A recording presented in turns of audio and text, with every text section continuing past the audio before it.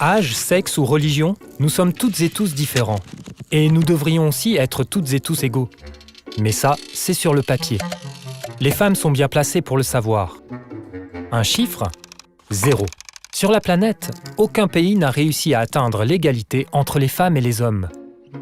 Tiens, et qu'est-ce que ça peut bien changer à la face du monde, ça ? Dans l'histoire, les femmes ont souvent été oubliées. Et leurs droits aussi.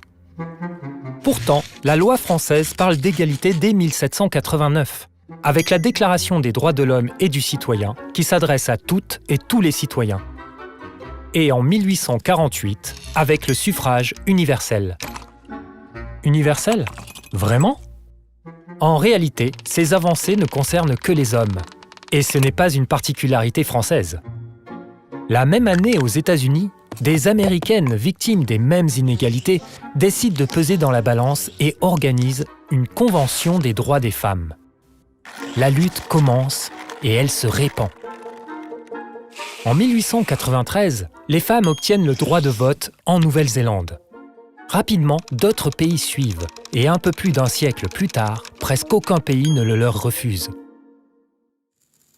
Entre-temps, en 1948, l'égalité femmes-hommes est entrée dans le droit avec la Déclaration universelle des droits de l'homme, adoptée par 58 pays.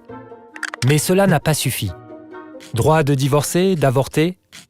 Dans beaucoup de pays, les lois restent défavorables aux femmes, allant parfois jusqu'à leur interdire de voyager ou de travailler sans l'autorisation d'un homme. Quant au pays où l'égalité est officiellement reconnue, elle n'y est pas toujours appliquée en réalité.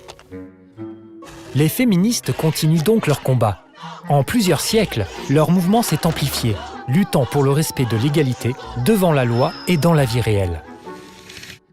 En Afrique du Nord, par exemple, les militantes ont réussi à faire interdire le mariage des mineurs et à faire reconnaître le viol et les violences conjugales comme des crimes, malgré l'absence de volonté des élus. Et en Bolivie, elles ont obtenu la parité pour assurer la présence des femmes en politique. Grâce à des quotas, le pays compte plus de 50% de femmes députées, un record. Mais cette loi passe mal auprès des hommes politiques. Les femmes candidates ou élues sont victimes de violences, attaquées pour qu'elles ne restent pas au pouvoir. Au point que de nouvelles lois et des sanctions ont été nécessaires pour imposer l'égalité et tenter de faire évoluer les mentalités. Il reste donc bien des combats à mener. Chaque pays, chaque continent poursuit ses propres urgences. La lutte se mène à l'échelle de la planète. Et avec les réseaux sociaux, elle trouve un écho médiatique très nouveau.